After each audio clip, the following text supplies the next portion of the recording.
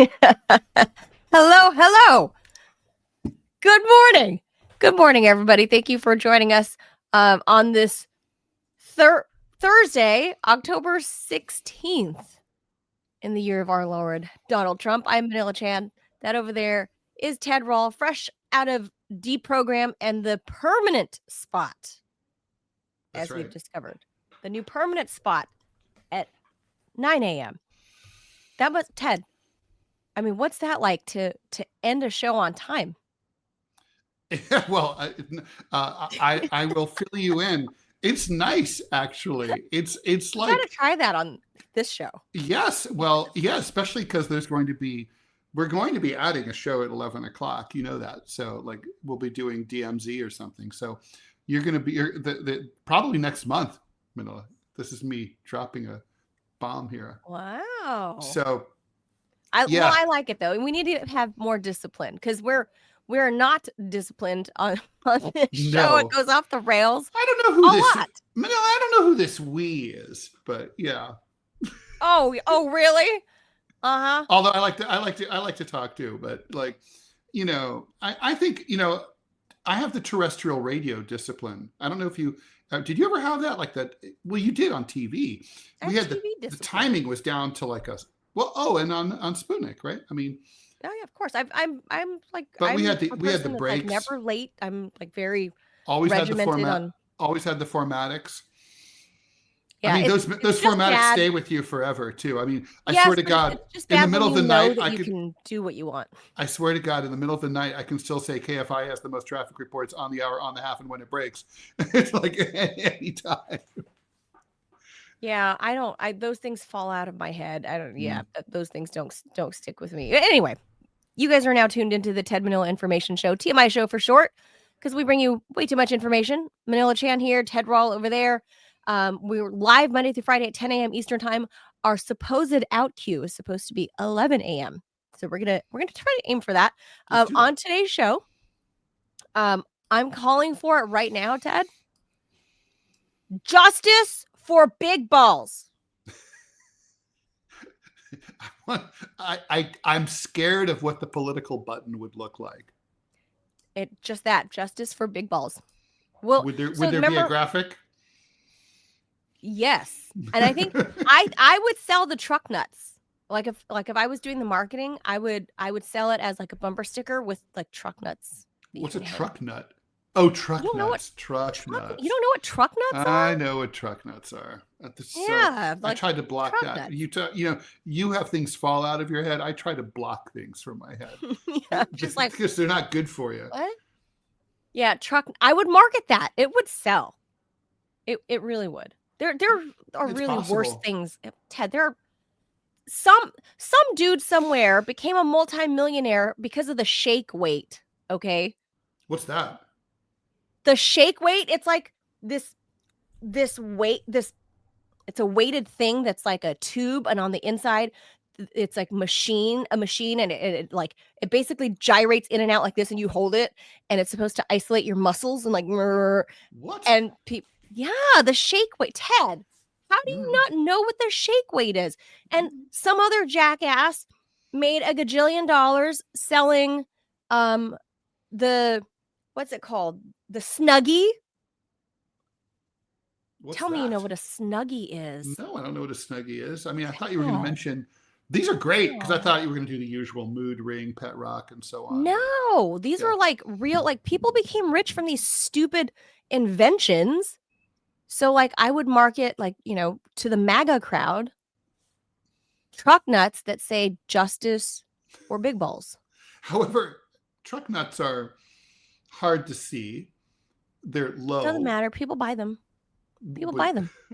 Even if to hang from their Christmas tree, Ted. Oh, how incredibly classy. From their front door. Mm-hmm. From your the post on on the gate at your yard. Of course. There's many uses for truck nuts. Don't limit it to just trucks. But yeah, Ted doesn't know. Can somebody tell Ted what a Snuggie is? Ted, look up a Snuggie. All it is basically a blanket with arm holes and arm sleeves sewed into it. So that way you can, when you're cuddling up on a couch curled up watching a movie or whatever, and you could stick your arms through the sleeves and eat your popcorn. Like it's a very American invention. I can't believe Ted doesn't know the Snuggie. No. But somebody became a multi-millionaire from that. There's so many things like that I don't understand. Like, what's that thing, the cup warmer or cooler that people have at games to keep their drink cold? Oh, the koozie? What's it? A beer koozie. Yeah, that's the koozie. Cozy? I thought it was a cozy. Cozy, koozie. A koozie is a different thing. Cozy? A beer cozy? Koozie. I don't use those. So I don't what know. if you have a koozie cozy? That's like panties are a koozie cozy. But like I don't know. But like a cozy. But yeah, it's the sleeve thing that you put your beer in or drink or whatever, right? It's supposedly keeps it cold. Yeah, and I don't even. So here's my thing. I don't care if it's 105 degrees out. If I have a cold drink in my hand, I'm not holding it long enough for it not to stay cold. It's going to be down here in my mouth. I'm like I don't understand that. Like, it's so hot that you're worried about your drink heating up. Well, if it's that you don't hot, want your hand to transfer the heat. But if it's that hot, you're thirsty as shit, and you're downing that thing quick, right? Physics make it useless. I don't know. I guess that's a good point. I don't use them. And if it's 60 degrees, it's not melting or getting warm anytime soon, so you don't need it. You never need it. It literally serves no purpose at all. I could see where it's more comfortable holding your drink. Like if Starbucks gave me, I don't go to Starbucks, but let's say Starbucks gave, instead of a drink sleeve, it was like a cozy or whatever it's called, a cushy sleeve. I like that'd be kind of nice. Cozy. So you have your coos and you make it cozy. Because they're like neoprene. They feel nice. They feel nice. I don't think you're following me, but that's okay. No, I get that. I get it, but I'm just saying, like, I would like that actually. Like, but I don't use them, so I don't like holding drinks. I don't like I like having my hands free. So I don't know. I don't walk around carrying a drink. Who does that? Well, we should. Anyway. If we're gonna hit 11 o'clock, we should we should get moving. All right. Anyway, other thing, this whole Robbie is the only practicing Christian in this group. He actually goes to church. I like the term practicing. Always makes me laugh. It's like, are you just getting ready? Are you going to be? Well, why do doctors have a practice? I don't want them to practice on me. I want them to already be good. Like, you could practice on like practice in prisoners or something. Yeah. Exactly. Don't like they do in China. Practice on me. But yeah, so Robbie brought this story to our attention is because Ted and I are two non-practicing bad Catholics, and we should be more angry about this. Is that the Vatican, under the first American Pope Leo, right, Ted? He is opening up a prayer room at the Vatican for Muslim. Robbie has thoughts about it. Like, Ted and I are, but I was raised Catholic. I served Mass. Yeah, I didn't. I dropped out. I stopped going to any organized. We talked about this. Catholic anything. 18, both of us 18. At 18. So I just don't. It's just not for me. But I do find this kind of shocking. But anyway, we'll talk about it. We'll talk about this whole religious thing. I think this is for visiting scholars. It's not. It's kind of like, Ted, would we be having this conversation if the Vatican was like, I'm gonna open up a special nursing room for visitors to the Vatican, or pregnant nuns, or for the women who are visiting that are nursing their babies, right? You're from out of town, you're at the Vatican for a long time, you got to nurse a baby. Would we be having the same conversation? Would it be as controversial? I don't know. I don't think so. And then well, the thing is, nursing. There's nothing incompatible with Catholicism, with nursing babies. I mean, lots of millions of Catholic women nurse babies every day, but it is weird to have another religion have basically a satellite inside your church. I mean, it would be weird to put this into perspective. It would be weird for a Lutheran church to be like, hey, Presbyterians, we've got the Presby room in the back. It'd be like, what?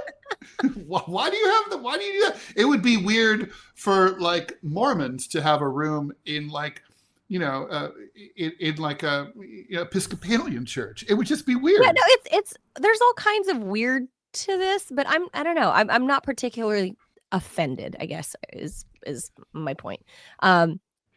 Other story we're doing.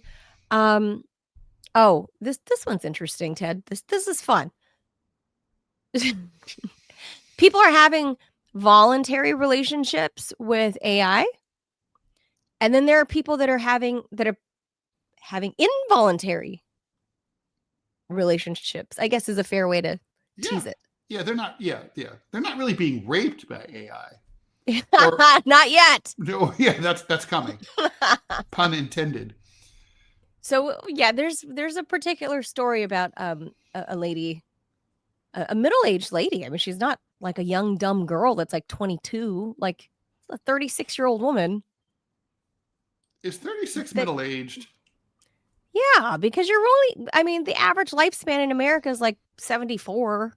No, it's not. It's like 78. I think it's gone down. I think it's like 74. It has dropped. You're right about that. Because Yeah, we're a declining empire, really, and that's what happens. At best, 40 is middle-aged, and so at 36, No, I mean, it's definitely anyway. You're getting close to middle age for sure. Yeah, you're not a kid, and there's a woman that got taken by AI. Yeah, honestly, I could see that happening. Not to me, because I'm too smart for that, but I could see that happening. No, it could happen to me. Yeah, I could be that dumb. I don't know about this. I could be that I don't know retarded. about this. And last but not least, we'll talk about stuff that we haven't talked about. I guess people haven't thought about in ages. Ted is like floppy disks and like literal floppies that used to. I've thought about this for years. This is a topic that's near and dear to me. Really? You put a lot of thought. I'll read the article. Well, I'll read the summary. Mm-hmm. But you have to expound on this because I really have never given it much thought after we moved past the floppy and then the smaller hard disk. I hated. I remember going to school and having there were several generations of floppies. There were the initial ones, which were big. I don't know if they were 9 inches or 8. I think they were 8 inches. The big ones. Those. Then there were the middling size one, the 5 inches, that are the size of basically a CD. And then there's what they called the little hard. They were called mini discs. The hard ones, right? Like the hard ones, the plastic shell with the little thing that went up and down, the little metal thing, little contraption. Yeah. So then later, then don't forget there were the big ones, zip discs, which Robbie just alluded to. They were big. They took 100 megs of material. Us cartoonists, we all used zip discs because our files were big. So, and then jazz discs were 250 megs, and they were like sort of chunky. They were more like an 8-track tape. Well, the whole reason to this story is apparently over at Cambridge University in the UK, there's just boundless and all over material. Over the world. Archives all over the world are full of these discs, right? And that are about to go extinct. The analogy, basically. Manila, is sort of like there are lots of out-of-date, recording technology that predates the computer age. Like, for example, there's those magnetic. What are those things called? The wax cylinders from like 100 years ago that like they used to record sound, including music on. And there are tons of libraries full of boxes of these wax cylinders that, basically are impossible, if not very hard to play. And then this is really one of my favorite stories. I don't know if you remember this, but some dude back in the 1850s basically came up with the idea, kind of a proto stylus, and he like would record sounds while dragging a needle on a spring across a wax covered paper, and he just filed them. What? And he basically was like, someday someone will figure out a way to play these. Well, 20 or 15 years ago, someone did figure out a way to play them. And because basically it's the same technology. Like, what's a wax record? Like a vinyl record is just like it plays because of the width and the depth of the grooves, right? And it's on a spring, right? It's the same exact thing. Anyway, the point is they figured out, and this guy recorded Abe Lincoln giving a speech. And so now we can listen to Abe Lincoln in like the 1850s or early 1860s, giving a speech. And, he was always reputed to have had a high, reedy voice. And that appears to be true. Weird. That's so weird. But anyway, the point of the story is like all like the hardware needed to extract the information from all of these old floppies around the world, especially this one in particular over at Cambridge. All that stuff is out of date, going extinct, and so people are trying to rescue all the knowledge before. And it's hard. Yeah, there's a lot, and a lot of them don't have. Yeah, I mean, you got a bunch of challenges, right? You don't have the equipment to play it on anymore because they've all been thrown away or destroyed. Yeah. Or there's also the discs might not be in good condition. They might not have been stored in optimum environment. Deterioration. But then also, even if they're stored in a perfectly temperature controlled and dry environment, there's digital rot. Literally, like, digital data just deteriorates by itself. Yeah. And so so it's a real problem, because everything, just think about, like, right now, everything you got to save this for the story when we go to the story. You're right. I'm sorry. So, but that's what this whole, we'll tell you what it is and why it's actually important. So, I never thought about it until I read the story, and I went, wow. Because you just like to think that at this day and age, everything has been converted to digital, right? Like, you like to think it's all been done. That, like, everything Albert Einstein wrote. It's a nightmare to me.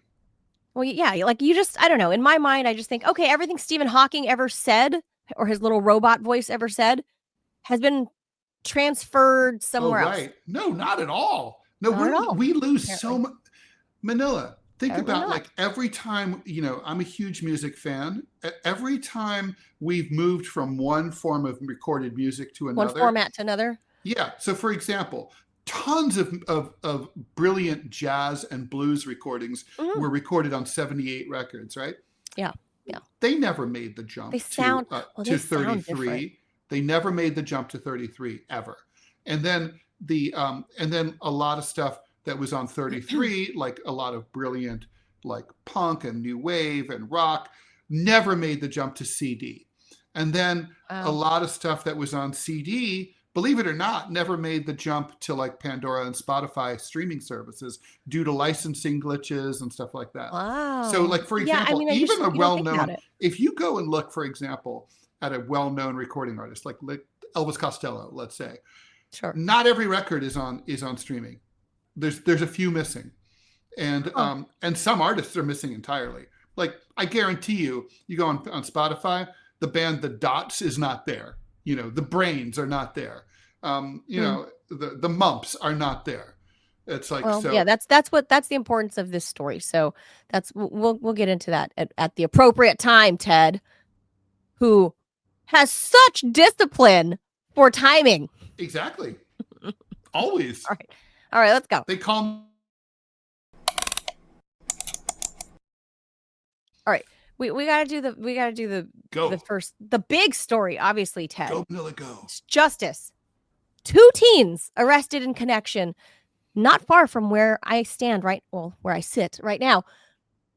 Arrested in connection with the attempted carjacking of a former U.S. DOGE service staffer back in August, an attack that captured the attention of President Donald Trump and in part ignited his sweeping crackdown on crime here at the nation's capital. Were sentenced on Tuesday to probation. Dun, dun, dun. No incarceration, no juvie time for these kids. No. The decision spurred swift condemnation from the president and administration officials, reviving their ongoing criticism that young people who commit crimes in D.C. are treated too leniently. Quote, "That's terrible," Trump said yesterday afternoon, adding, "The judge should be ashamed."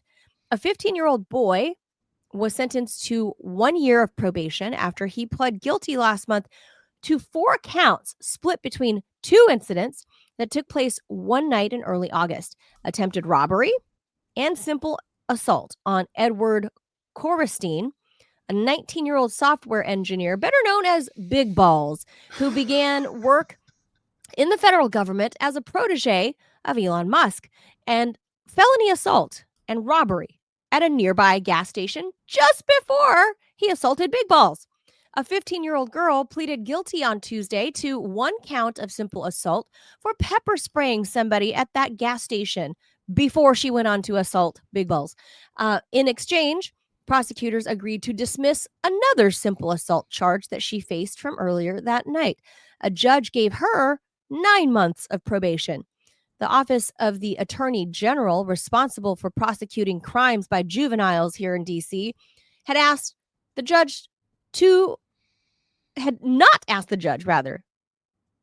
the AG's office. Keep this in mind. The AG's office had asked the judge not to give the teens any jail time, any juvie. So the judge's sentence in each case reflected the prosecutor's request. The U.S. Attorney for D.C., Jeanine Pirro, who, like Trump, clamored for harsher penalties for juveniles who commit crimes, said the decision to sentence the pair to probation was shocking. White House Press Secretary Caroline Leavitt expressed similar outrage. She said, "One of the biggest issues in D.C. is these juveniles. They just get a slap on the wrist. The administration has a completely different philosophy. We need law and order." So she's not much older than these kids herself, Ted. She's like 27. Caroline Leavitt is. So these kids, look,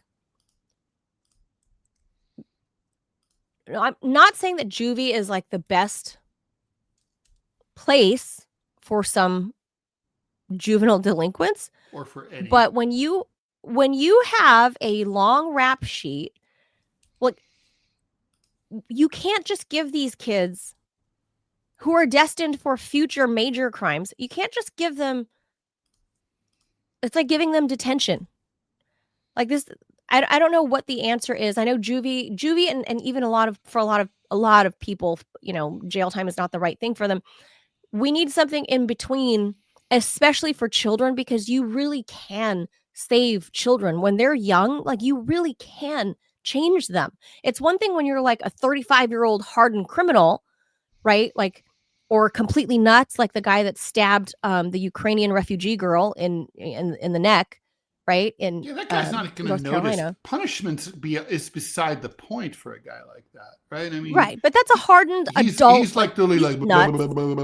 Yeah. No, he's Looney Tunes. But when these are 15-year-old kids, like probation isn't going to work, and just straight up juvie isn't going to work. We need something, our criminal justice system, especially for children, and in the way we treat adults who have mental illnesses, like the dude that stabbed the Ukrainian chick in the neck. There needs to be something in between. Well, okay, agreed. So they don't fall through the cracks. And what do you suggest? Oh, I don't know. First of all, I think we need to bring back the nut houses for the adults. But that's we did away with. That's a different issue. But that's a different topic. For kids, they need sort of like a halfway house, I think, with some discipline, kind of like what do you think about, would say, what do you think about like a military type school? What do you think about like rich? Robbie says beat their ass, cane them, Singapore style. So when rich kids fuck up and do drugs and commit crimes, they get sent to like outward bound type places, right? Wilderness therapy. It's really expensive. Sure. It's like $30,000 a month, but you drop them off in the middle of nowhere. It doesn't work for all of them, but it seems to really help a lot. Like, we have one of those. We have one of those about 40 miles west of where I live. So it's a beautiful for rich place. Kids. Yeah. Oh. Yeah. So you live out in the woods. You live off the land. You learn how to cook. Interesting. Learn how to hunt, maybe. And it's. I mean, I know personally. There needs to be like a reform school, basically. I've known people who were junkies, prostitutes, homeless, like totally like scurrilous dogs, like robbed stores, like total turds as teenagers. They were from rich families who sent them off to wilderness. And from what I heard about it, I mean, I was jealous. I mean, I wish I'd had that experience. It sounded great. And like they came out of it and it turned them around. We're better, right? They all all the ones I know. I'm not saying they have 100% record, but I'm just saying that's an example. The ones you know. That's an example. It's like, it's harsh. It worked. It's harsh. It's not like you're coddling anyone. So from a conservative standpoint, it's not like, oh, they're like living, like they're not living in a cozy hotel room. It's not the Betty Ford Clinic, but yeah, they're living rough, right? Out in the maybe with no tent, like outside. Yeah, that's what I'm saying. Like more of like a military, like reform school type things. That works for some kids, but it's not going to be nice. They're going to have people yelling in their faces. But when you're a little dipshit, when you're 15 years old, when you have a rap sheet when you're 15 years old and you get another slap on the wrist, you are destined for the criminal justice system when you're over 18. Like you're destined for it. It's just. I have a lot of sympathy because I could have easily been someone like that. I mean, look, I ran away from home. I could have too. I ran away from home. I was fucking out of control. I was a vandal. I stole shit. I mean, yeah. You're a little hoodlum. I was a little hoodlum. I was like, and because I had excellent grades, I never got in trouble. Nobody knew what the fuck I was up to because they couldn't, they could never put it together. Like, how can the kid with the 4.0 average? Yeah, I would be running. All my friends would get caught. We all did the same thing together. And they'd be like, oh, and it'd be like, I didn't get bugged, even though like they all knew I ran with them. It's like, I did Rawls too. Got a 4.0. He wouldn't have done that. Like, I did that too. Okay, it was the you guys are perfect wrong, cover. but okay. I was like, perfect cover, being a smart little Asian girl. My point is that I was a scoundrel, and I could have easily seen, becoming. Although I have to say, I never had any appetite for victimizing innocent people. I don't understand that mentality of going up to someone who's never done anything to you. You've never met them, and you attack them. There's something seriously fucking wrong with you. The girl that helped assault Big Balls, 15-year-old girl. The charge that was dropped against her. Let's say the quiet part out loud. Ted, she pepper sprayed a woman at the gas station moments before she came to assault Big Balls. In cities like New York and Washington, almost all the crime is teenagers. They are. I mean, we don't like to talk about it, but it's just true. Even by the time you're like 19, 20, you're on your road to being redeemed. But like teenagers, like ages 13 to 17, are like responsible for probably 60 or 70% of the crime in these cities. Street crime. I mean, the big crimes are happening in corporate boardrooms where they're stealing billions of dollars. But you know what I mean. Yeah. But all this, the street crime, they're a bunch of little shit ass teenagers. That's what you're right. Well, it's a two-pronged problem. One, there's so many kids who are growing up without a father in the home. There's no discipline. So that's a major part of the problem. And then they grow up wild. If you grow up like a feral animal, don't be surprised when you act like a feral animal. Let's just be honest here. So then how does society then at that point fix this problem? You cane them. You go Singapore style. You chain them to a post, you get a bamboo cane and you cane that ass.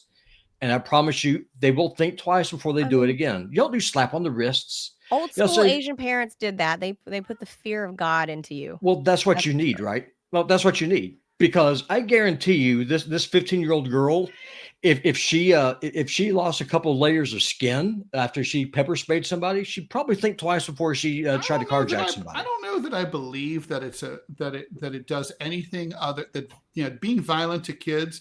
My mother and my father hit me. My mother hit me a lot.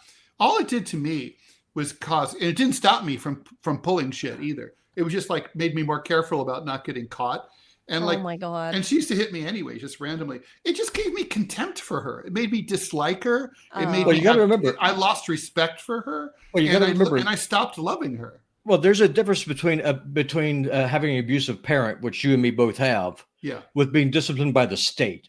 So if you get arrested, like what happened with these two thugs, let's call it what it is, they're thugs, And then there has to be some kind of penalty paid. You violated the law. There has to be some kind of I agree. recompense. There should be a consequence. There has to. Well, Yeah. then. But on the other hand, young minds are very nimble and very flexible and malleable, and they can be more easily redeemed than like if someone's 70 and doing this shit. There's not much you can do. Well, that's my point. Is that you tear them up and then you figure it out. Or if you don't want to do that, and I'm against jails. I'm against prisons. I mean, they're stupid. They're unbiblical. They make no sense. And they don't accomplish anything. They accomplish nothing. So if you don't want to spank them, then what you do is that you put them on a chain gang and let them go pick cotton for 6 days a week. I mean, there has to be some kind of punishment. Well, the picking cotton thing, it's kind of analogous to the wilderness therapy kind of approach. Oh. Yeah.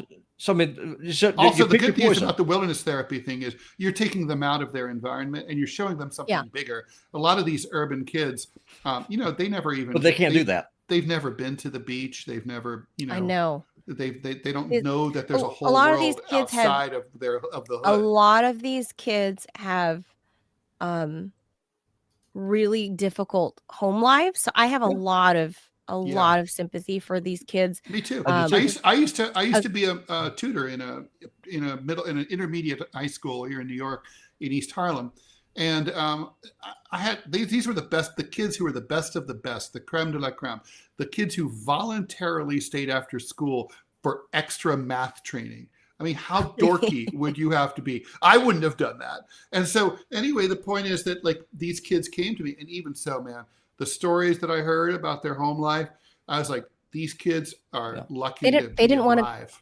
They didn't want to go home for some of those kids. No, that was part of it. Yeah. That was it. They'd rather hang with me. Because I'm not far from where this incident happened to Big Balls.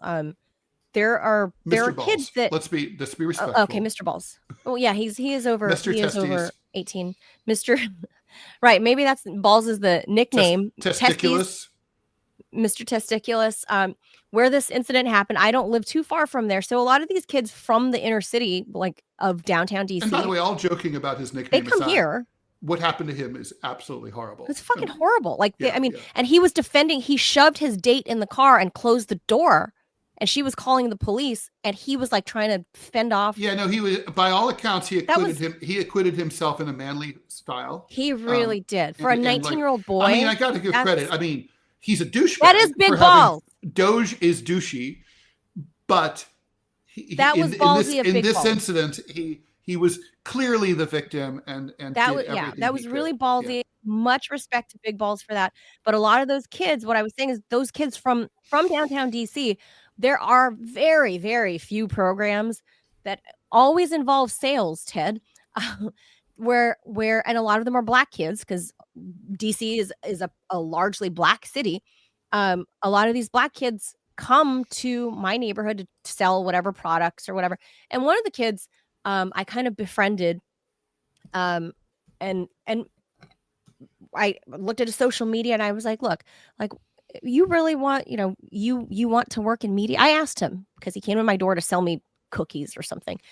And I started chit-chatting with the kid, and it was, unfortunately, it was during COVID, but I told him I would mentor him because he wanted to work in media. He wanted to come to the studio, as I found out. He had all these hopes and dreams, and it was never going to fucking happen living the life that he's otherwise exposed to. And I got to know this kid, and he had a really rough childhood, and he's like a 13 or 14-year-old boy, a crucial where he could very easily go the wrong way, right? So I kind of acted as like a mentor to the poor kid, and I think now, I mean, I kind of lost touch with him because he would have graduated high school. He's graduated high school by now, but I see his social media, and he's thankfully not gone down that track, because I got to know the kid. There are a lot of kids like him with worse stories than him. So I know from firsthand experience with these kids that basically, look, let's cut to the chase, because we have other stories to do. But we want to try to save these kids. You want to save the question is that I don't know if Michael Fay, who was the most famously caned American in Singapore, right? Yes. He was from my hometown of Kettering, Ohio. So really? Yeah, he was. I'm so proud. It's like we have Ted Rall, Michael Fay, and Nancy Cartwright. Huh. Oh, You know, really? Nancy Cartwright is from Kettering, Ohio? and James Clavell. Huh. Yeah. Well, look, rather than do that and rather than jail and not a fucking slap on the wrist, because they're just going to go out and continue to do the shit that they're doing. There needs to be something in the middle that is I'm a proponent of like work camp or like wilderness therapy, that kind of thing. I mean, the re-education camp. That's how the Chinese would do it. I mean, honestly, the best way to do this. Well, there's three solutions here. And Well-Dressed Nerd, thank you for the $10 donation. Let's be honest, it's a wrap on the COVID generation, saying this is as a parent with kids who are teens during the pandemic psyop. I agree. That's true. However, it's also true that like, look, there's been little shitheel 15-year-olds. I know that I've been mugged by 4 of them at one time. And that predated the pandemic, right? No, I agree. So, I mean, that just kind of goes to my point. So if that's a big part of the problem, is that we have a legal system, not a justice system. So that's a big part of the issue. If we lived in a truly just society, if I was the judge, I would give this kid the option. Either A, you're going to work on a cotton field for 6 months and you're going to be picking cotton 6 days a week, and you're going to pay restitution for what you've done. Or I'm going to cane your ass in the middle of Times Square with a bamboo cane. You pick your punishment. See, my problem with the bamboo cane is I don't think it would work. Well, that's my problem with it. I mean, but you remember though, it's you do it. Well, you do it publicly. You have that public stigma. I mean, how humiliating? How humiliating would it be to be taken out? Because keep in mind, I'm advocating Singapore style here. Okay. You go out and you publicly in tear Singapore, it's that not public. Kid up. Well, it's not public in Singapore. It's done in a prison. Well, then I would prefer to be public. That way you just have that extra stigma. Okay, I mean that's how I would do this. Don't you think though that there's a danger that it's just you're gonna come out of that just pissed off and humiliated and like. And you're going to hate and you're going to look down on the system, and you're not going to be thinking about what you did. You're not going to be thinking about you're not going to be thinking what did wrong, what you did wrong. You're going to be thinking about what was done wrong to you. Here's what both of you are missing. Both of those, the kids need to go into it with some semblance of shame already. And if the kids are already committing these types of crimes at this age, at 14 or 15 years old, it means they ain't got any shame, guys. Then if they ain't got no shame, then Manila, what you do is that you give them little fuckers a good dose of fear. Fear works. I can agree with that. Fear does work.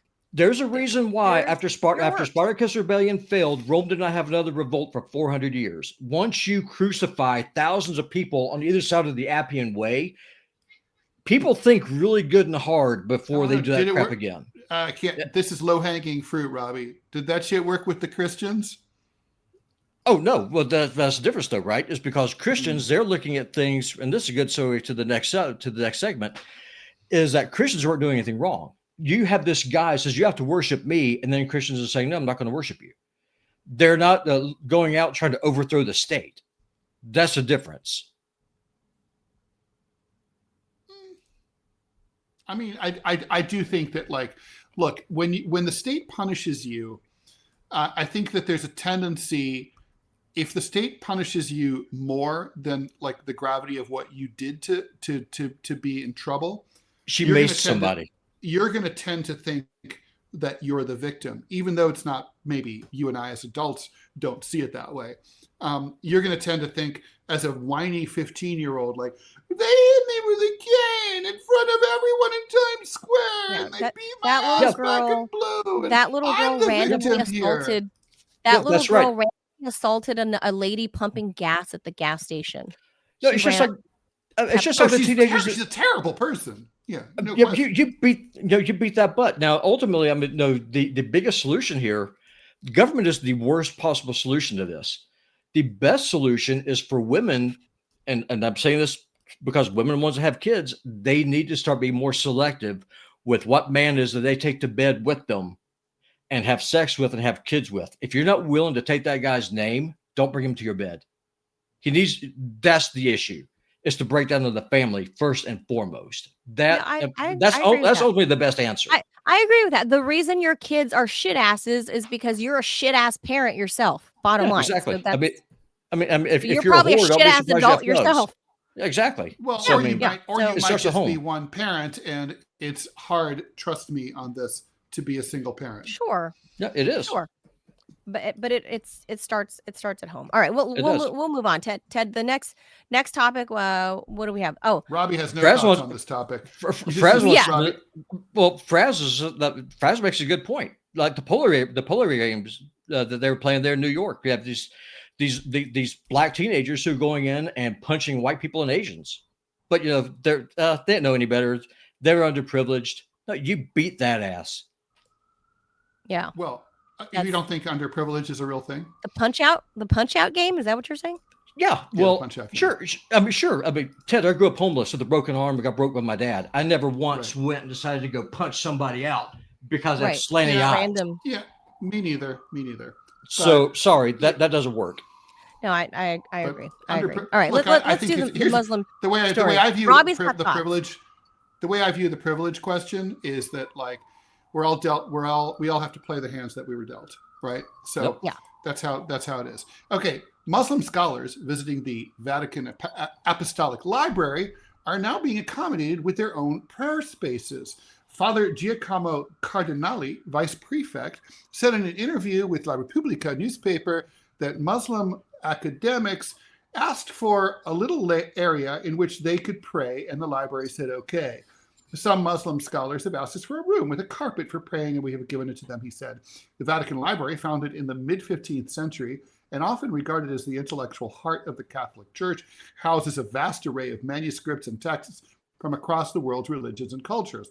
Father Cardinali said its collections include incredibly old Qurans, alongside Hebrew, Ethiopian, Arabic, and Chinese works. We are a universal library. The vice prefect also drew attention to some of the more unusual items in the collection, such as what's believed to be the oldest medieval Japanese archive outside Japan. The archive was preserved thanks to a Salesian missionary, Father Mario Marega, who lived in Japan during the 20s. According to Father Cardinali, the missionary found the documents when he noticed kids playing with a ball of paper made from old manuscripts. Realizing their significance, he rescued them from a ruined castle, thus saving them decades later from the devastation of the atomic bomb. It was either a sensational stroke of luck or an inspiration from above, he said. Today, the Vatican Library is estimated to contain some 80,000 manuscripts, 50,000 archival items, nearly 2 million printed books, and more than 100,000 engravings, prints, coins, and medals. New discoveries continue to emerge, including a rare manuscript of Spinoza's Ethics unearthed in recent years. That's cool. The library's vast digital catalog has also opened its holdings to the wider public, though it has led to an influx of eccentric queries.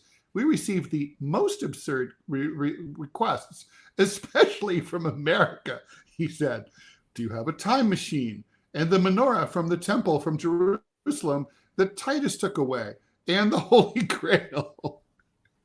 Everyone knows that's in the National Archives. Harrison Ford took it. Yep, for sure. Indiana Jones. Love that guy. Manila, you are muted. Manila, you are muted. I have the briefest comment on this.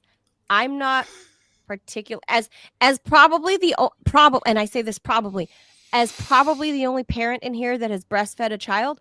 In the same way, Let's hope so. I don't know for sure, but I'm just I don't want to I discriminate. think that's safe to say. Yeah. I try not to discriminate.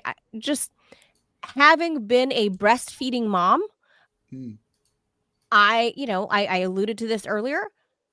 If and when there were spaces available, whether I was vacationing somewhere or just running errands, like at Target or something, and baby starts crying or whatever. If there's a space where I can discreetly, go off to do the thing I have to do, I appreciated those spaces. I mean, I was not going to be one of those women that, walking around with a baby latched on my boob, because there are those women here in Northern Virginia. I'm not one of them. I'm not one of those people. For the same reason that these Muslim scholars don't want to just like plop down, in a maintenance closet, right? Like with the brooms to roll out their their little rug to pray. Like I think it's just a nice gesture that the Fuck Pope that. did that. I just think it's a nice gesture. And that's because that's part of the Christian teaching is to reach out and be kind to them, to be kind to people. So I look at it just the same as that, as a nice gesture, and that's all. I don't read too much into it. That is wholly incorrect. The Bible actually commands us to stay away from the unholy things, and this is an abject act of apostasy. I'm really interested in hearing what Tim Gordon have to say. I hope we're able to get him on, because I'm not a Catholic. I'm a Baptist, but I'm willing to bet you that he and I can agree a whole lot on this. This is a pugnant. It's apostasy. It's disgusting. And here's an honest question for you. The Vatican is the heart of Catholicism. But would y'all agree with that? That yes 100%. Or no? Yeah, of course. Then please let me know what mosque in Mecca or Medina would allow a Christian pastor a room to go pray in. None, of course. Exactly. I have to say, they can fuck right on off. Does that matter? Yes, it does. Okay, so Why? So first, if you're a Christian, you believe that the Lord Jesus Christ is your Lord and Savior. He is God in flesh. He is God. Okay. If you believe that, then you oppose other religions because you believe they are false religions. Judaism teaches that Jesus is a son of a whore and is currently boiling in a pot of excrement. Islam teaches that Jesus was born of a virgin, but he's not God. So both of those religions from the Christian persuasion are false religions. That's the thing. You don't bring an unholy thing into a holy space. You don't do that. That is an insult to God. If you believe that Jesus went to the cross for you and that you call yourself by his name, which I do, the very thought that you would bring an imam in, and then or anyone from any other religion, any other kind of religion, to come and then have a prayer, in your place, that is blasphemy of the highest order. That's why. This is breastfeeding. I mean, breastfeeding is a biological act. You go in, you feed your baby. Women have been doing that since time began. Okay, that's something that's actually created by God. This is something entirely different. This is a act of blasphemy of the highest order. It's repugnant, and the fact that the Catholic Church has fallen this low. This is the same church that defended Europe against Islamic invasion for centuries, and now they're allowing this. What's next? I'm going to shock you guys. I think I'm on Team Robbie here. What's the fucking point of a religion if you literally have another religion participating under your walls, right? I mean, under your roof. What is the point of it? It just serves no purpose, right? I mean, it's it just seems, I understand. It's not a Unitarian church.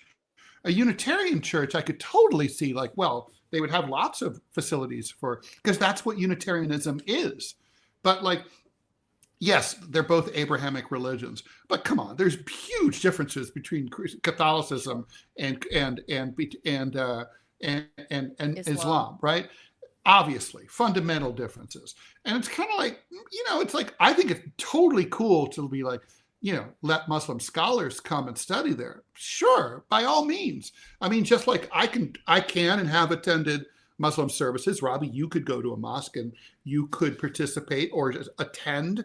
No problem. They would let you. To observe. Yeah. I could attend, but if I start praying to Jesus in that mosque, what would happen to me? You can get your ass kicked. Exactly. And I think rightly exactly. So. So yeah, no, exactly. I think I'm on Team Robbie here. Look, I don't feel strongly about it because I'm not a devout person. But I think objectively, it's almost like saying, oh, here we are in the United States and we're going to have a military base from Qatar. Oh, wait, That's weird. No, I get it. I don't have any strong feelings about this, honestly. I just view it as like, oh, you're extending a courtesy to visiting scholars, like, and that's all. Like, that's too much courtesy. A courtesy is too much courtesy. A courtesy is like have an archivist help them to find the documents that they're looking for, bring them a bottled water, show them where the bathroom is, recommend a good Italian place down the street. That's courtesy. But like praying, like literally having a place where a sanctified place where another very different religion, even a little different religion, is even if it's like an Anglican church, which is barely different. I mean, you know, it's still different. It's fucking weird. Well, it's sacrilegious. I mean, it is sacrilegious because it is it is by definition sacrilegious. It's true. From a Christian perspective. And I understand that. I mean, I'm not angry about it, but I just think it's objectively wrong. I mean, the thing is, I've got to admit that I'm not a Catholic. To me, it does piss me off because of the double standard. Why is it that Christian Europe and Christianity as a whole is that we're taught, and a lot of it has to do with Christians not reading their Bibles. If Christians read their Bibles, they would be more Team Robbie than what they are. Why is it that you always are expected to get on your knees and apologize and say this is okay and be accepting? And this whole idea of hate the sin, love the sinner. Sorry, that's not a biblical concept. The entire point of it is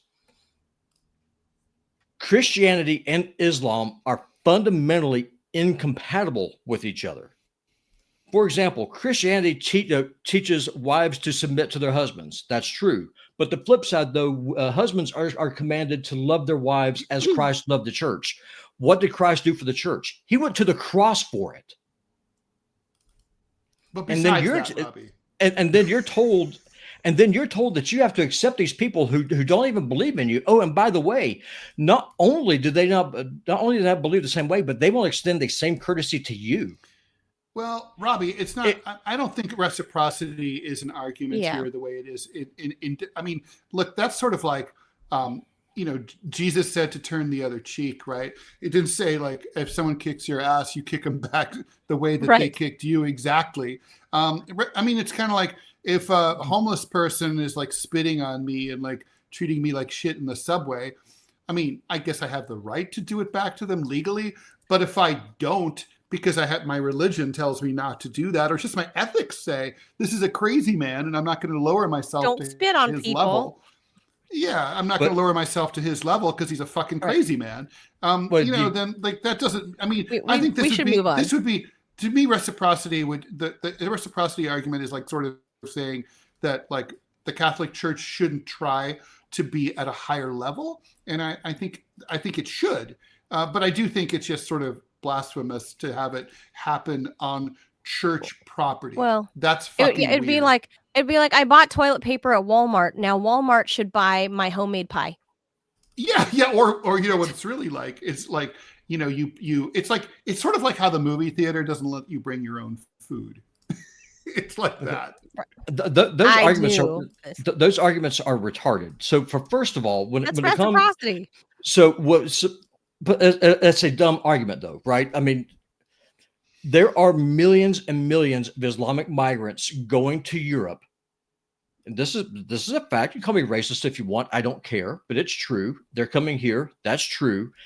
And then they go to these Christian nations, and then they expect for their religious beliefs to be respected. Okay, fine. Sure.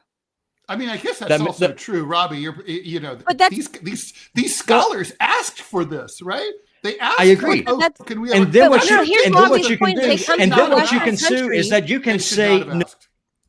No, but here's the thing. Robbie's trying to say is like they go to a Western country. Let's say in the UK, all these Muslims there. I mean, the mayor of London is Muslim. Whatever. It's the fact that it is a Western value to, as they say, they purport. right?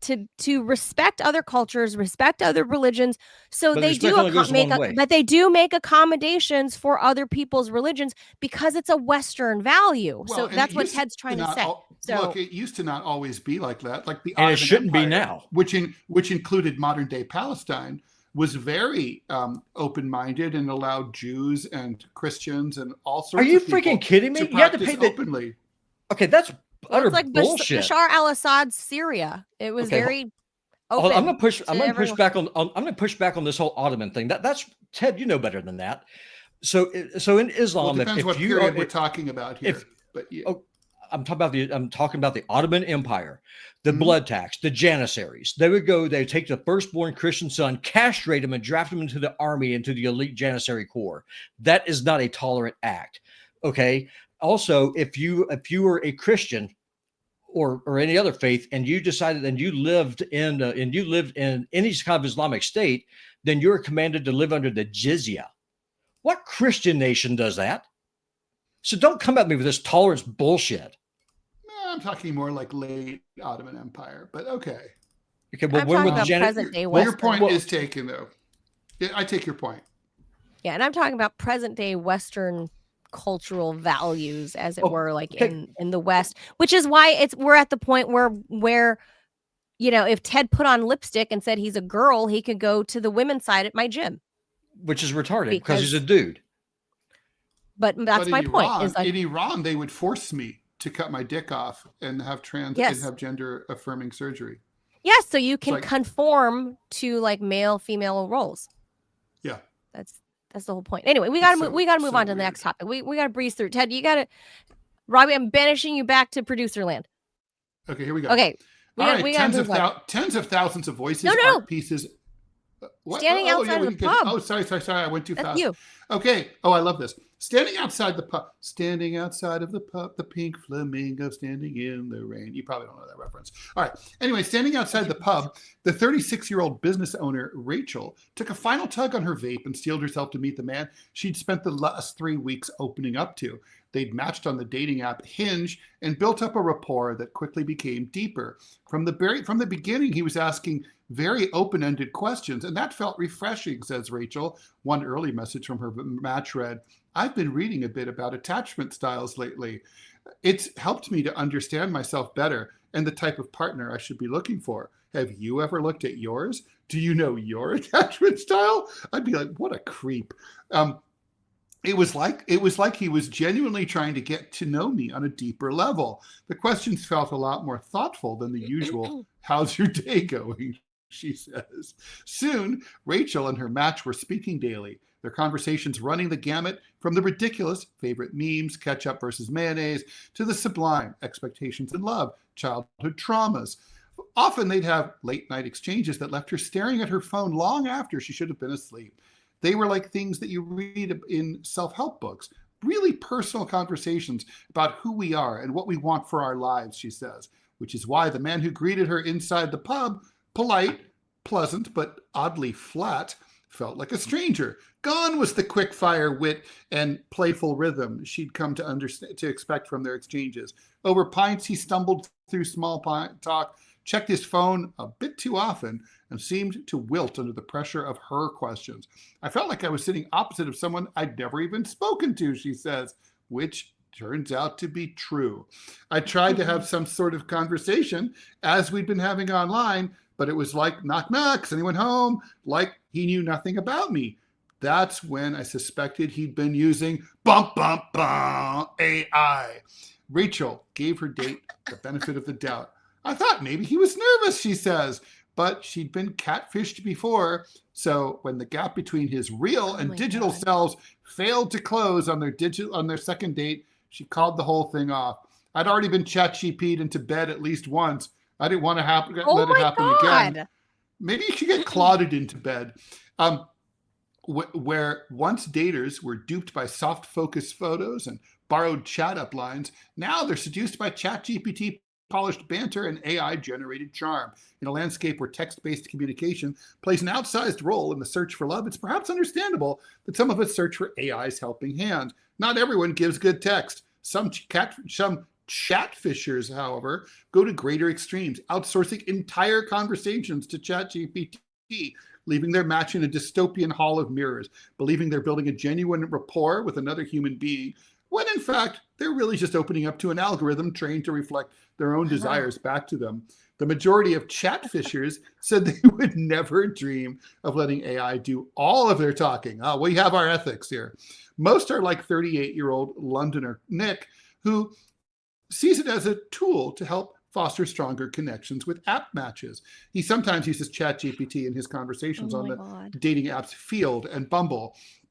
If I'm using a dating app, he says, I want to start a conversation that feels meaningful from the beginning, so I can hook the other person in, but I also don't want to spend too much time on it. Equally, when I want it to be quote unquote meaningful, these are his quotes, I don't necessarily want to get super heavy and emotional straight away. It feels like quite a balancing act. ChatGPT, well, dating kind of is a balancing act. ChatGPT, he says, helps him tread that fine line, offering enough charm to spark a connection without the investment of time or emotional labor that might otherwise feel wasted if the match fizzles out after a handful of messages. Oh my God, Ted, this is God. It's amazing, right? Okay, the way men and women process using these apps, right? Like this Nick guy that they're talking about in London, right? Like, what a derp idiot. He never deserves to get laid ever again. I wish, like, he's missing the entire point of dating. It's the investment of time into this other person that makes the connection. Yet he's over here saying, I want to make a connection special from the start. I'm just trying to save time. So I'm using ChatGPT, man. Like, it's a you idiot. It's a con.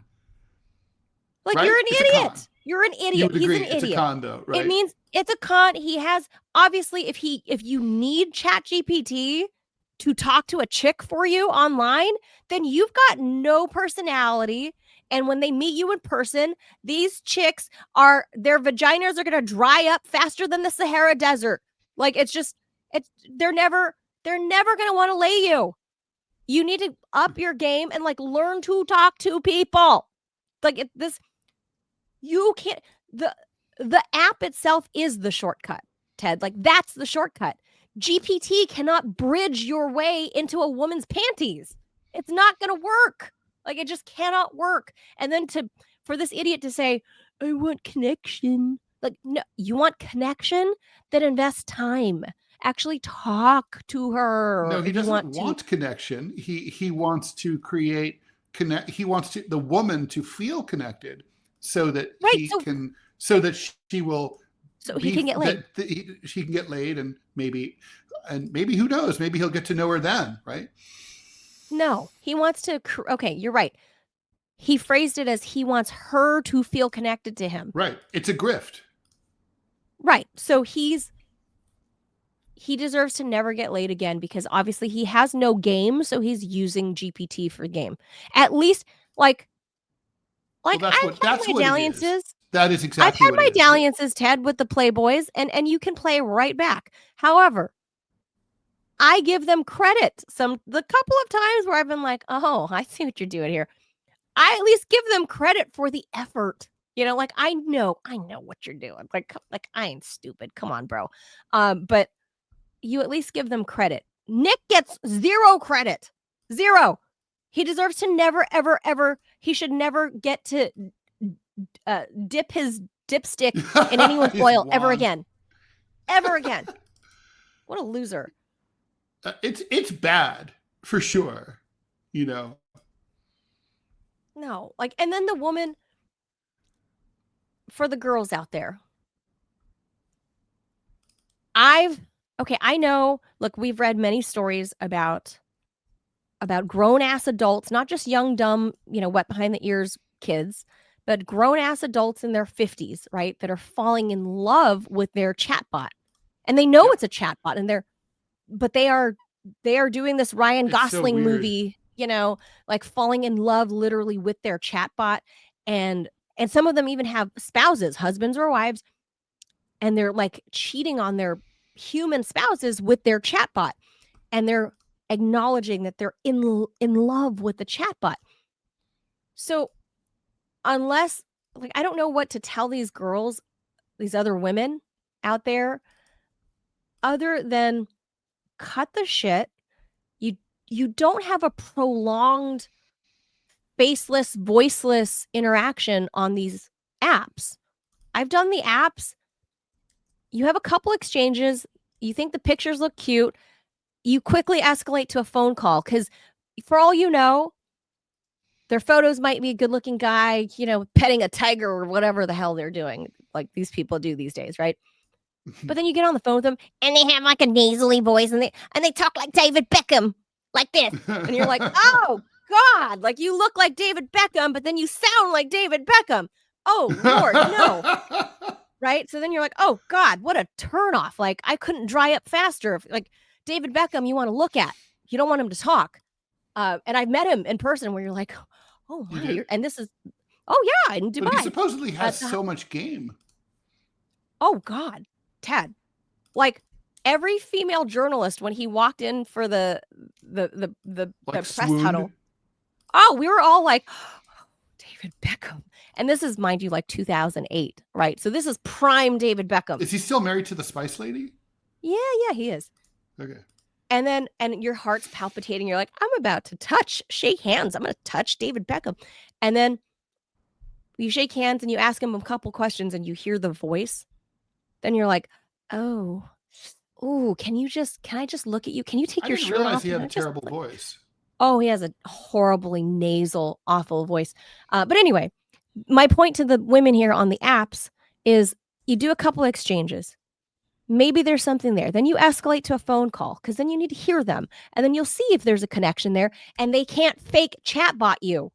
They need to talk to you because they have to respond in real time. So isn't this kind of like an updated version of the story, the Cyrano de Bergerac story? Yeah, I was just thinking that. It's modern day Cyrano, but the thing is, you can't end up running off with Cyrano because Cyrano is grok, because Cyrano, is deep seek. Cyrano, like you're not going to have a happily ever after with the actual Cyrano, right? Because it's a machine. So girls need to wise up and not have these prolonged exchanges on like text. How are they going to be able to tell?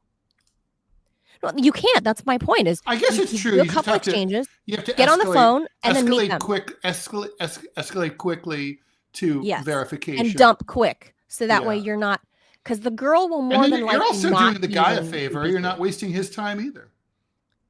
Well, no, the guy, most of them are going to be out there trying to get laid. So for them, they're just like chatbot spamming all of these, matches on. Well, that's part of the problem too, right? Like men get like very few replies when they contact women. So the strategy for most guys is to swipe right on everyone and basically hit on everyone, and then just see what happens, right? So they're like kind of like they're like doing drift netting, right? Yes. They're not like specific. They're not spear fishing. So I don't feel bad for what's the our lady in Rachel. I don't feel bad for 36-year-old Rachel here. Girls are doing the wrong thing because girls love being written to and texted to and whatever. Girls love that. No. I mean, it's also, but escalate, Manila, here's another quick, thing. Like, I don't understand. I've heard from my female friends that a lot of guys like misrepresent themselves, and then they show up and they're a different person, right? Like, for example, I'm 6'2", and then they show in and they're 5'6". That's why cut bait. Escalate fast. But I don't understand why you would do that. Like, why would you? And women do this too. Women say that they're younger than they are. Women say like, "Oh, I'm 52," and really they're 72 or whatever. And like you would show up, I guess, and then like there's this much older person there. What do they think is going to happen? Do they think that like you're going to be like so smitten with them that you're going to overlook that they lied to you? That's it.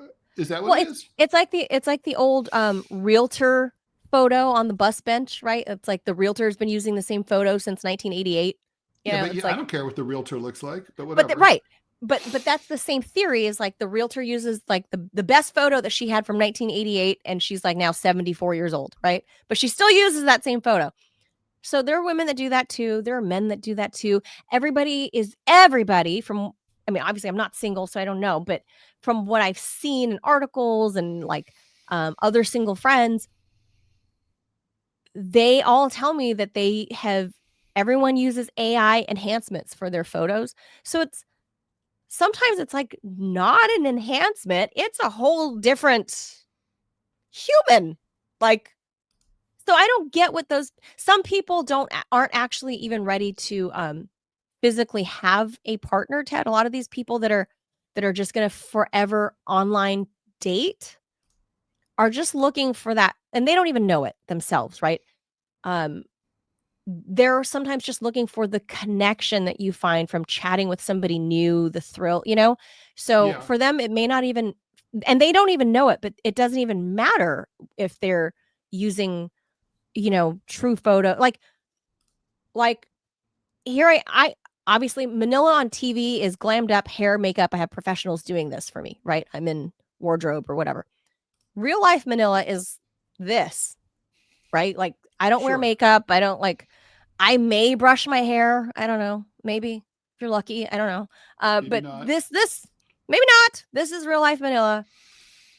But that's like, I'm very comfortable in my own skin. And I've just always been that way. So I've never been one to put up a fake photo. I don't even like airbrush, when they would put out like publicity photos. I didn't like that either. Right? Like, I just hated the misrepresentation. But today's culture is not like that. Everybody wants to misrepresent on purpose. And so people hang on to this like dream imagery, I guess, if you will, of this other person. And a part of them knows that it's not real. And they don't ever want that dream, that bubble to be burst. You think they never suspect it? Somewhere deep inside, yes, but they don't want that bubble. Like all victims of a con. Yeah, they don't. On some level, they like the fantasy. On some level, the fantasy of connection. But then the fantasy also, of maybe I'm going to get laid. I think about the guy who shows up and is clearly inarticulate, and he shows up to the date. A derp. And he shows up at the date, and like he's a derp. And he presented himself as Senor Suave. And like, it's like, now he's not. I mean, how does that fly, right? I mean, like, what's, women I are mean, much has women, that ever, well, I don't know about now. Has that ever worked? Has anyone been like, okay, so you're clearly not the person who's been texting me, but I'll go out with you anyway. Does that work? Really? It's probably worked here and there. There. I would have to think not often. But no, with no frequency whatsoever. This reminds me of my old friend in high school. We used to go to parties together, and he'd like walk up to girls and just ask them to fuck him. He just what? Yeah, and so he'd get hit in high school. Yeah, he'd get hit. He'd have stuff that young. He'd have drinks thrown at him. 15, 16. Oh my God! But the thing is, like 1 out of 15 or 20 times, the lady would be like, "All right." A girl would be like, "Sure, let's." Right, so, you find the little slut, and you just. It's like the old Crazy Eddie's ad. How do we do it? Volume. That's precisely it. But look, when a guy misrepresents himself online, maybe not personality wise, but women tend to be more forgiving about your height or your hair or your weight or whatever. Yeah, but see, that's the thing that's funny, right? Like, I would be thinking if someone showed up, let's say, I like older women, right? So, like, to me, it would never be a problem if, like, a woman had shown up and she was 70 and she said, but the problem would be, in fact, it would be a plus. I'd be more likely to have responded if she was 70 than if she was 50. Ted. but the point is, even if that happened, if she said she was 7, she said she was 50, she shows up and she's 70, I'm not going to go out with her again because I'm like, lie. I don't trust her. I mean, what was she not telling me about her herpes? Like, what else is she not fucking like telling a boner me about? kill for you. Yeah, well, it's actually a little frightening, right? Yeah, well, that's a different thing. But like I said, I think in general, the millennials on downward, they know, there's a part of them that knows that what they're seeing is not real because the technology exists. What they're seeing, what they're talking to, that they know that a strong possibility exists that none of that is real. The person you're interacting with, and they continue anyway because it makes them feel good. Bottom line, that's what it is. It makes you feel good, whether you're the man or woman. Maybe you're the dorky little nerd guy that's, like 5'4", that could never, really score a date, but you're this big man catfishing online. The fact that, or in this case, chat fishing, it makes you feel good, even if it's not. Wait, it makes permanent you feel good. And The it's victim? not real. No, it makes the 5'4" dude chat fishing. He's getting some sort of attention, even if it's not really him. That's the 5'4" guy that's getting the attention. It's his 6'4" online persona. Right. But it still makes, he's receiving it. He's reading it. I don't know. So somewhere in his mind, he feels good. My advice would be, and I've always wanted to do like an advice show, but like for relationships and stuff like that. Me too. But my advice would be like Jeff Bezos, when he started Amazon, his motto was under promise, over deliver. You may have noticed, and this is still true, like on Amazon, if they say, oh, it's going to be 3 business days before your package arrives, often it'll arrive early. And that's so it's very psychological. Let's say he knows it's 2 days. I mean, Amazon knows it's going to be 2 days. Yeah. They could say, hey, it's going to be 2 days. And it arrives after 2 days. And you're like, great, they did what they said. Or they could disappoint you and say, hey, we're going to go for 1 day. And then it comes a day late. And you're like, fuckers. No. But if you say like, 4 days and it comes in 2 days, like, this guy's exceeded my expectations. So, I mean, similarly, if you understated the issue and you're like, so actually, like, I'm a little chubby and I'm 5'5" and I'm a little awkward around ladies, but I'm a master at licking pussy. And you just, and then like a woman. No, you don't even say that. And you show up and you're 5'7" and you're not really that chubby. Pleasantly surprised. And you're a master at licking pussy. You've exceeded expectations, I think. I mean, I'm not a woman. You tell me. Yeah, women are much more forgiving. Women are much more forgiving. So, all right, let's leave that there. We got to go to the an ad word from our sponsor, Ted. You want to? All right, let's have that up. There it is. Okay, all right. You've probably noticed Rumble is growing fast and it's not slowing down. They're building a real alternative to big tech that puts creators first and actually protects free speech. And now there's Rumble Premium, an easy way to upgrade your experience. With Premium, you get ad-free viewing across the platform, no pre-rolls, no interruptions, just the content you came for. Plus, Premium members unlock exclusive content like bonus videos, behind-the-scenes drops, and more from your favorite creators. Right now, Rumble is offering $10 off an annual subscription. Just go to rumble.com/premium and use the promo code studio at checkout. That's That's rumble.com/premium, promo code studio, no ads, more freedom, and content you actually care about.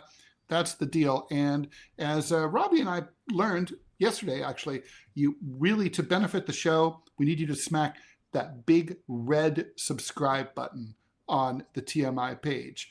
That's how we get the most money out of it. So that's the way to subscribe if you choose to do that. Thank you very much.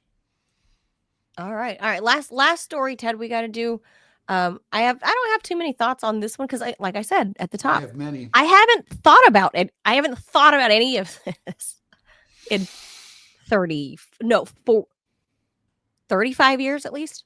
No, you must have thought about it before that. What are you talking about? 35? Wait, since then? 35 since years floppy ago? Disks? 30 years? Okay, 30. The floppy 30 disks years. were around well into the. I mean, we had We had discs into the mid-aughts. To the 90s. Really? No, zip discs. I had zip discs in like 2004, 2005, for sure. I don't. Okay, maybe. Okay, you know what? No, that's early 2000s. I was still in college. Yeah, we had the little square hard plastic disc. Yeah. We had that. So I haven't thought about it since, 20 years. Thank you. All right, go ahead, read. No, I want you to do it, but I'm using my Shit. voice. Tens of thousands of voices, art pieces, and scientific records lie locked away on old floppy disks, inaccessible, deteriorating, and at serious risk of vanishing forever. From 5 1/4 to 3.5 inch disks, floppies once archived countless works: early computer music, historical data, personal diaries, cultural media. But now, with hardware nearly extinct, the contents are fading into darkness. Bit rot, magnetic decay, and brittle plastics take their toll. Digital archivists and librarians around the world are scrambling to salvage this legacy media.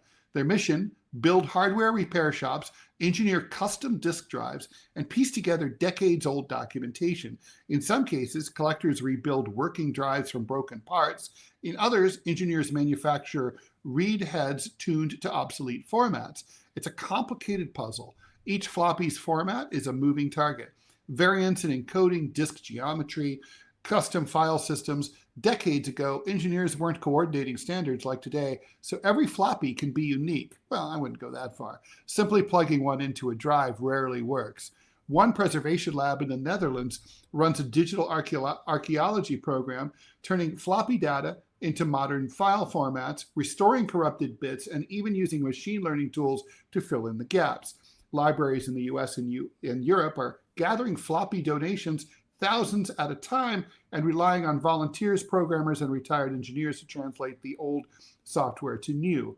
The urgency is real. Already, floppy disks from the 70s and 80s are physically falling apart, delaminating layers, developing mold or rust. The decay accelerates each year, narrowing the window for successful recovery. The phenomenon raises bigger questions about how much of our digital legacy will survive future generations.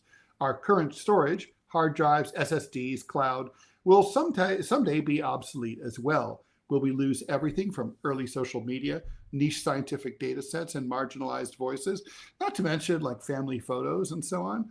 Digital preservationists warn survival requires continual migration, public funding, and collaboration across institutions. Without deliberate effort, vast swaths of 20th and early 21st century culture will become lost. So while floppy disks might seem like relics of a bygone era, they hold irreplaceable stories. The rescue mission underway isn't just about data, it's about reclaiming a forgotten past before it truly disappears. I had thought about it. So I just, like I said, it was my spoiler at the top, Ted. I guess I just assumed everything had been converted. Everything of value, like a Stephen Hawking. Like, I don't know. Think about all the business records. Think about all the, the government records that are stored. All the memos that are digital only that are it's not just disks. It's true. Like what they said about what we're storing today on the cloud will all be obsolete and lost.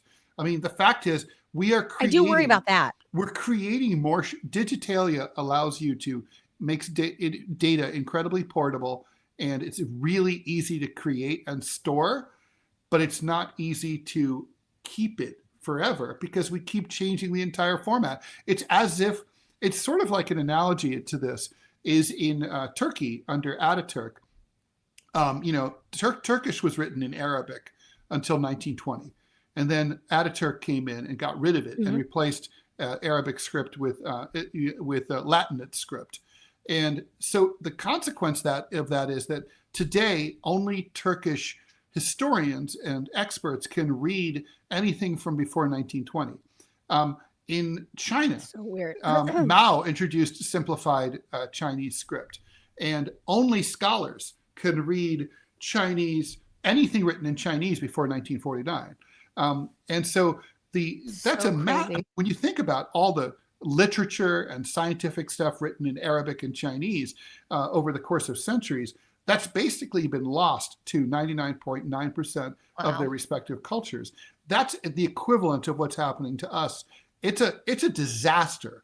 I mean, and we're doing it every day.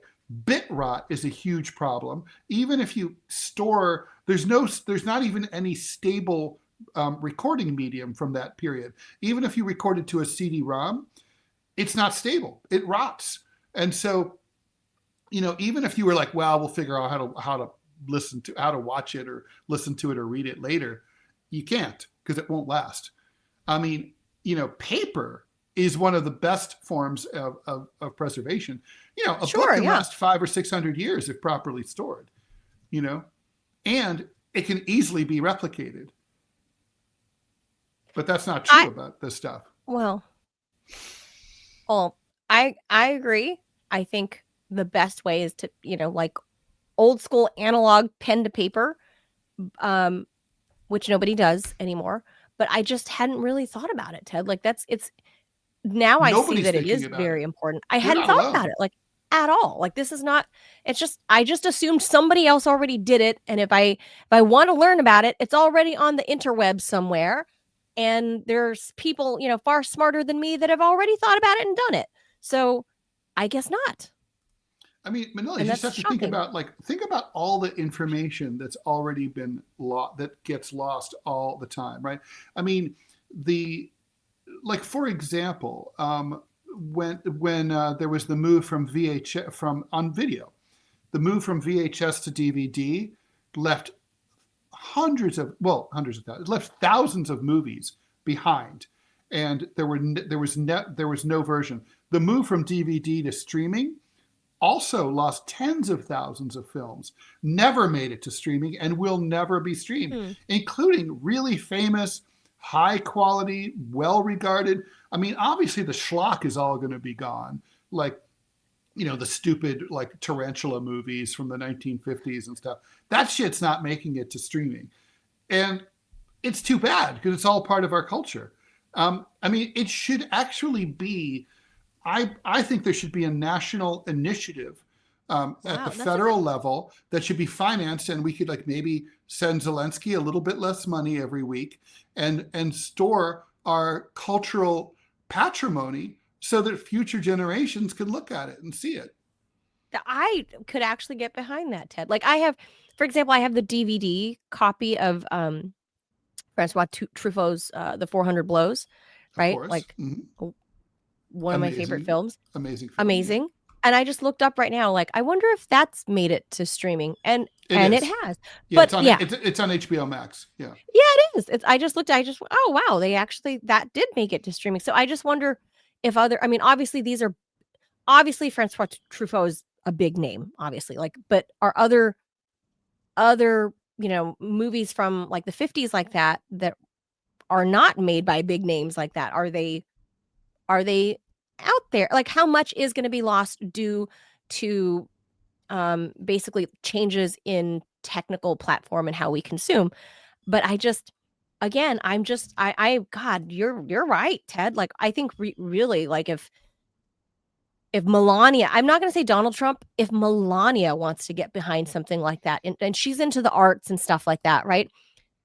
Flotus, if you're listening, take the Ted Rall advice. Do this digital archive thing. I didn't know that so many things never made it over. It will get lost. It's really frightening. I mean, it's not we're losing 5%. And frankly, 5% would be unacceptable, but it's not 5%. It's 99% or more. Crazy. It's just crazy. It's crazy to me that Stephen Hawking didn't die that long ago, right? Mm-hmm. And he's this world-renowned physicist. I mean, even my son knows who he is because South Park has done a caricature of him on South Park, right? Of Stephen Hawking, right? So literally generations know. He's very famous. He's our Einstein. He's our generation's Einstein. Right. So I just assumed because he is a world famous physicist that we have everything that he's ever done transcribed, put into digital archive, put into the cloud, I had no idea. It's But that's shocking not just how from it works. I mean, Cambridge. Manila, it's like when he died, Shocking. his family probably and his assistants probably had to go to his file cabinets, go to his computer desks, gather up everything, and then they shipped it off to Cambridge, right? That's where he donated his papers. And I guess he was a professor there, right? That's why he did that. And so, and so then they sit in boxes, and they have to have archivists pour through it. It takes a while. I'm very familiar with this process because I donated my records to the University of Texas at Austin about 5 years ago. And all of my stuff went there. So how did it work, right? They wanted my stuff because they have the biggest collection of left-wing journalism in the United States. And they said that I was the most prominent left-wing political cartoonist of the 20th century. In other words, there were other left-wing cartoonists, but none who had appeared in places like the New York Times on a regular basis, right? So the biggest mainstream left-wing cartoonist. So like Jerry Rubin, Abby Hoffman, all of their papers are at UT Austin. Anyway, so how did I do it, right? It was just me on a hot day going through my files, going to my storage unit, wrapping up boxes of files, cartoons, yes, floppy disks, zip disks, all that stuff, dumping it into boxes, and then taking them by car to a FedEx office in the Bronx, dropping off 65 boxes and sending them all off to UT Austin, where they sat for probably during the pandemic for probably a year and a half, 2 years, without anybody touching them because they were backed up. And then they started gradually opening through, and they have to carefully index each item and put it into like acid-free, paper protectors and log it, and then digitize each one by one. It's a monumental undertaking, right? And I'm just a cartoonist. Imagine someone like Hawking. I mean, with Hawking, first of all, he was very prolific. He wrote a lot. And also you have to imagine, what if there's like a physical theory in there that he was working on one of those disks that like would change science? And like, you want to find that. You don't want to fuck it up. And, you don't want to put it into the wrong reader and have it erase whatever is on there. I mean, it's a big fucking deal. And that's just, it's wild. Here's the thing is, most, for example, cartoonists, no archive wants their stuff.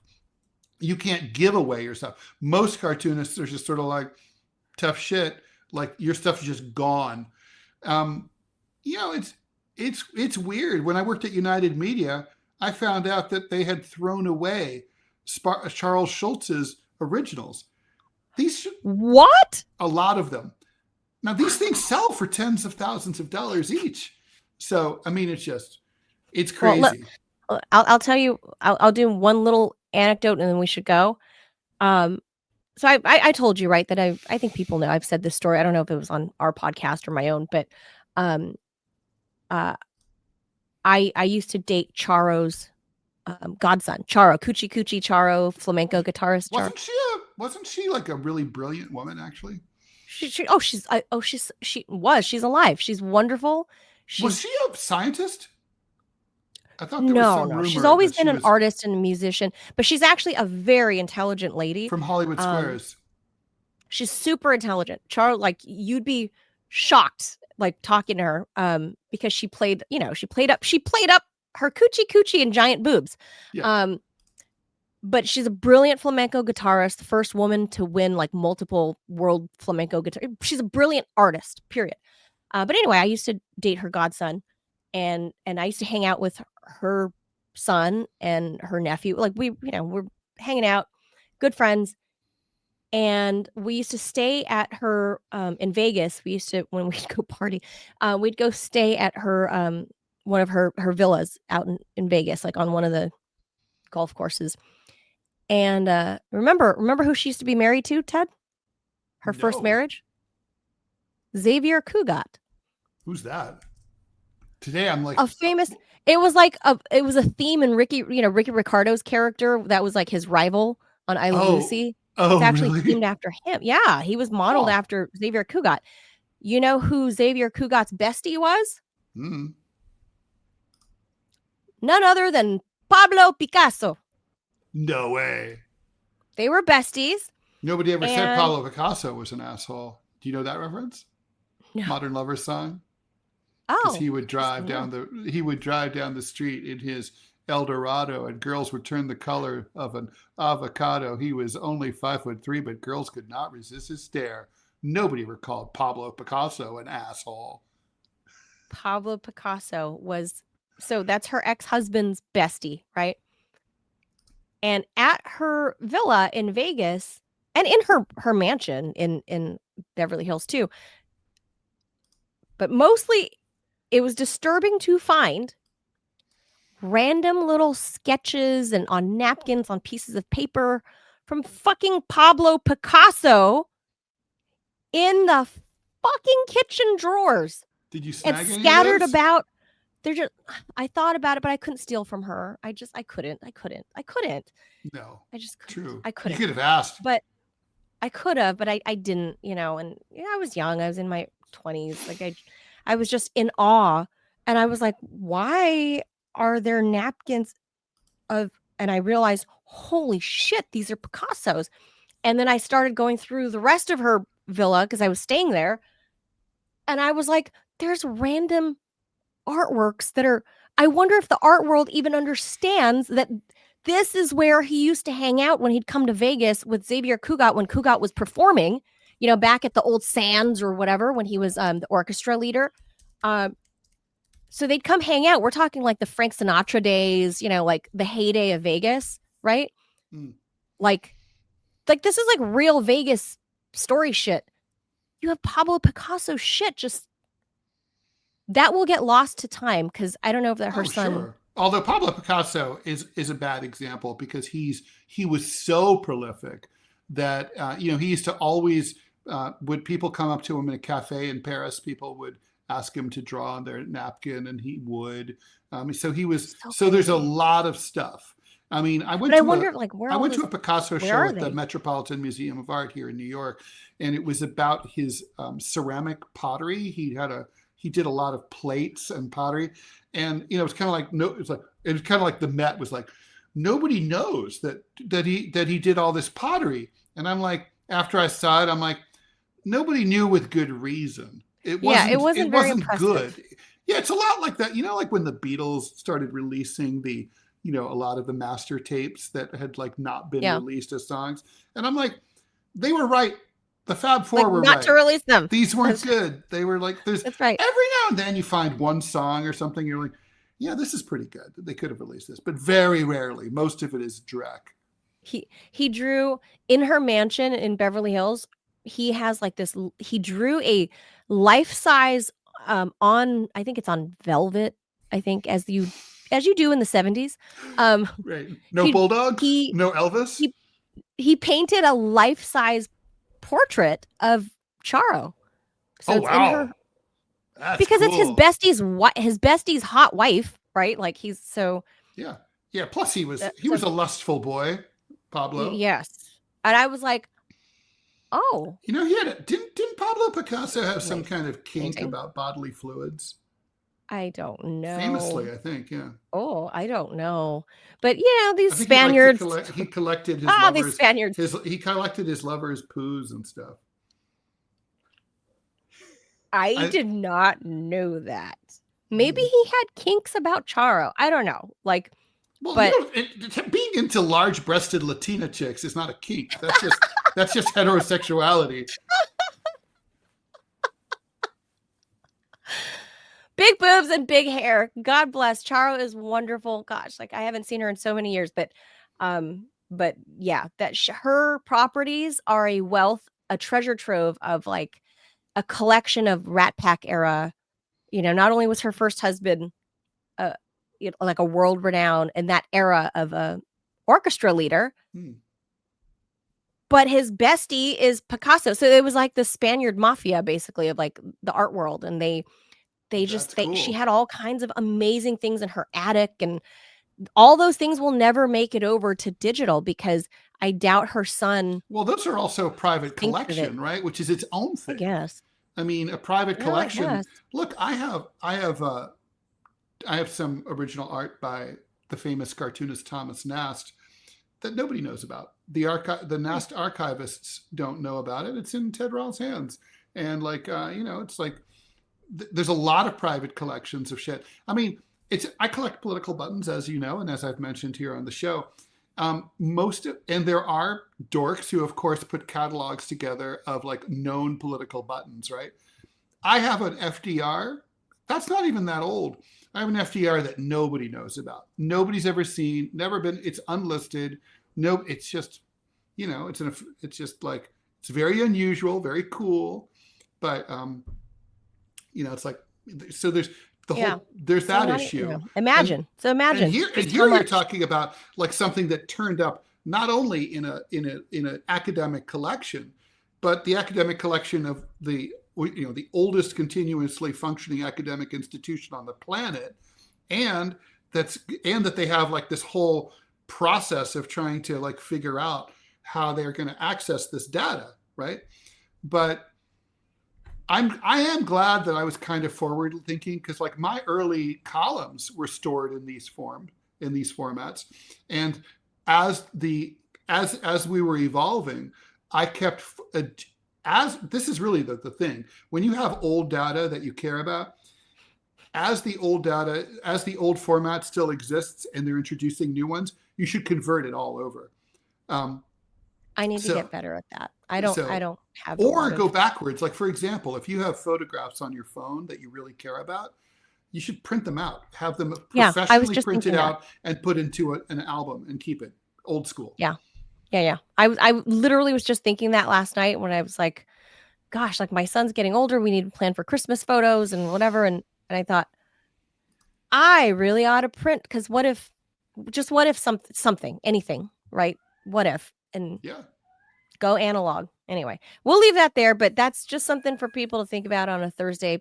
Pretty cool, because I certainly hadn't thought about it, never put any thought into that. By the way, that's what the brain of a small cat is like. You closed his door, Ted. He could go around, right? He could. No, Clovis is meowing, in case people don't know. Whenever Ted closes that door behind him, Clovis gets pissed and starts screaming. He does. Even though Clovis, there's another door to Ted's right that Clovis can walk around. To the same exact spot. But Clovis, he's a very pretty cat. Let's put it that way. Clovis doesn't care. That's Clovis's door, and how dare Ted close it? I know. I'm a monster. You're a horrible cat. I'm like a Zionist. I'm gonna call CPS, Cat Protective Services, on you. I would work for Cat Protective Services. All right, we'll leave that there. With cats. There's a whole Netflix series about that, like don't fuck with cats.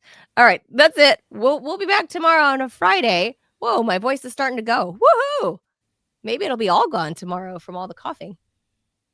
That's it. All right. Adios, amigos. Bye. Thanks for being here. Bye, everybody. Ciao.